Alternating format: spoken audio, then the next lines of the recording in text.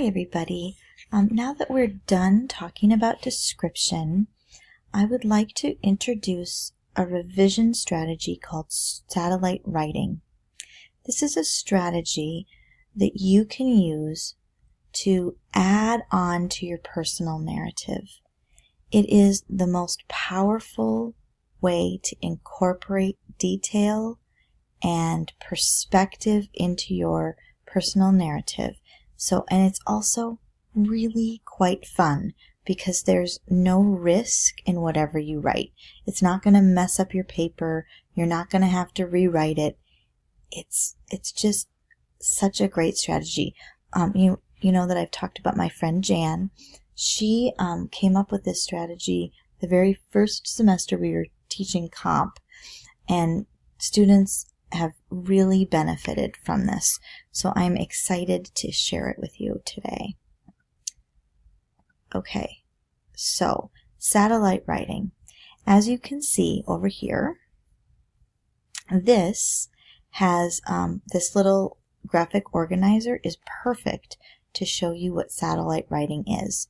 If we think of this circle in the middle as Earth, then these are all the satellites that kind of bounce off of Earth, right?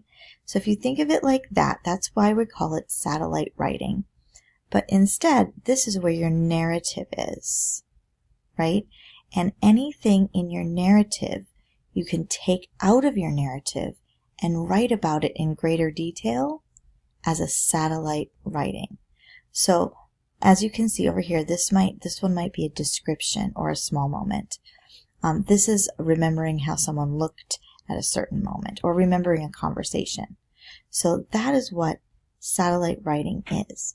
And this will help you with your revision. It will help you bring richness into your narrative. Okay, so we're going to try it. And I'm going to go fast. And what you're going to do is every time I pause, I'm not going to say, okay, stop now. You're just going to stop and do the writing and then come back. Okay, I'm not going to direct you as much. Just every time I ask you a question or ask you to do something, stop the presentation, do it on a piece of paper, and then come back. So you're going to need paper to do this, okay? So I'm going to guide you through the satellite writing. And you can always come back here and do this over and over again. But I think that once you go through it with description, you'll be good to go with the rest. Okay, so what you're going to do is you're going to think about your narrative first. So if you don't have paper, stop this, get paper, and think about your narrative. Okay, think about it. What is it about? And then step 1 is you're going to make 3 lists. So here's your first list that you're going to make. Number 1, list all of the people in your story. Every single one, not just the main characters, but every person that's in your story. So go ahead and do that. Your second list is you're going to list all the places or scenes where your story is set. Any place that you're talking about, you're going to list all of them. So if this was my personal narrative and maybe it was about traveling, maybe I'd start at my house and packing, and then I go on into the airport, and then maybe I'm in Hawaii or whatever. You're going to list all of the places, every single place, and maybe a place is on a bus, or maybe a place is in the plane, whatever. List them all. Go ahead and do that. Now list all of the important things. Let's call those props, okay? All the props in the story. All of them. List everything that you see sitting around. What's important? All those props. So, one student was writing about his motorcycle, and that was his prop. So he wrote really rich things about the motorcycle. List all of your props. Go ahead and do that. Okay, now what you're going to do is you're going to look at your lists. All 3 of your lists. And just pick one thing off of one list. Just one thing. You don't have to pick one from each list. One thing off of each list. Okay? All right. All right, here we go. Step 3. Step 3 is you're going to write your choice, whatever that was, on the top of a page on a blank piece of paper. So start a new piece of paper, write your choice at the top, and then think of it as you answer these questions. How does it look? How does it smell? How does it sound? How does it taste? Does it taste? How does it feel? You can either have an emotional feeling with it or an actual, like you're touching it feel. So like if I'm talking about my dog, I might say that he feels really soft because he's soft and furry, right? Or how does it feel? I could say that it feels very tense in the room, right? You could cut the tension with a knife, sort of thing. And that's a cliche, just so you know. All right?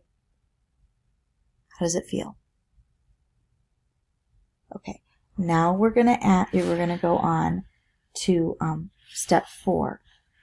And in step 4, you're gonna start adding detailing and naming. So this is that description that we talked about, right? You're gonna add all the details that you can think of. Those are adjectives. And you're gonna name everything. Those are the nouns. So go ahead, add those. Now step 5, you're going to do some comparing. I just want to caution you one more time that figurative language is hard because it can be very trite and cliche. But since this is a satellite write, it doesn't matter because this is not in your narrative yet. It's a satellite, so just write anything you want down. Don't worry about the triteness. Don't worry about it being cliche. Just write down any comparing that you can do with this thing that you chose to write about. Okay?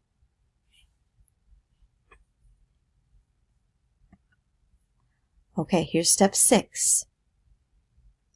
Now I want you to look at your lists, look at all the writing you've done, and I want you to just sit back for a second. And what is the thing that you feel the most when you look at all of your stuff? Right? What is the dominant impression from all of the things that you just wrote about? Figure that out. Okay, step 7. I want you to think about your vantage point. Where are you when you are writing all of these things? Are you looking down at somebody? Are you looking up at somebody? Are you sitting across from them?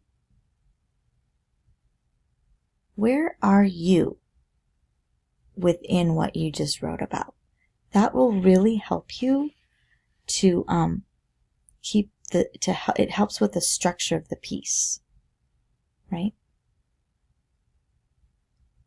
And step 8, take all of the lists that you just did, all of the writing that you just did, and go to the discussion board and write, focusing only on this one description of this one thing you chose.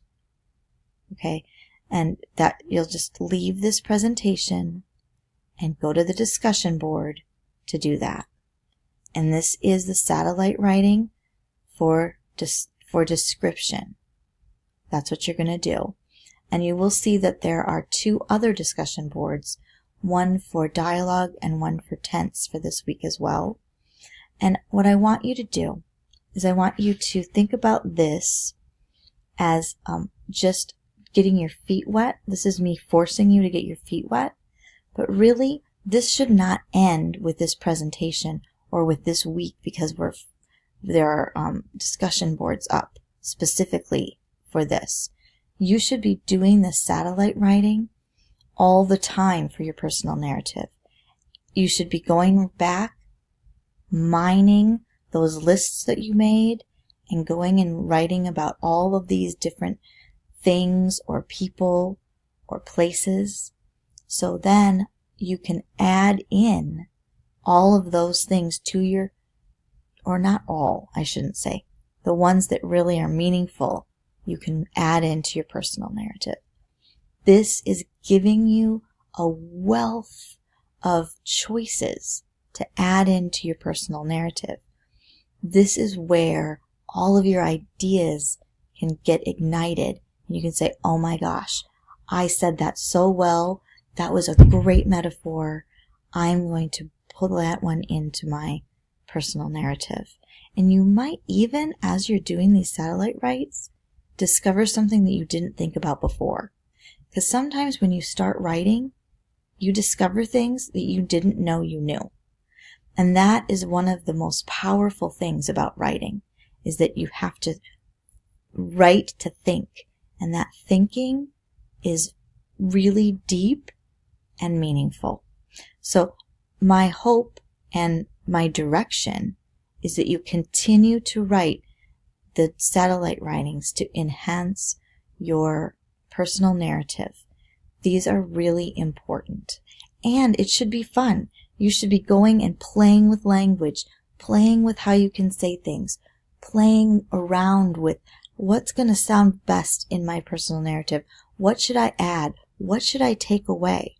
Because part of writing is to have a wealth of writing and to leave some things on the cutting room floor. Just like if you were making a movie, you'd have to do some trimming here and there, and there's always going to be something left on the cutting room floor. So you may or may not use the satellite writing, some of the satellite writing, but some of it will make your personal narrative very powerful. Our students in the past have really connected to this strategy, and their narratives are so much better because of it.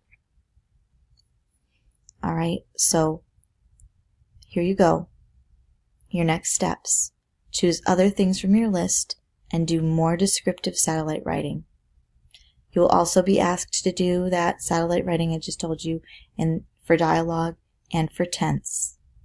Focusing in on dialogue and then focusing in on tense. Enjoy this chance to really zoom in on scenes, people, props, conversations, and events that occurred just before or just after your story. Because that's important too. That tense part, if you write about something that happened before your story and after your story, sometimes you're going to learn more about your story because of that. And it will center and ground your story.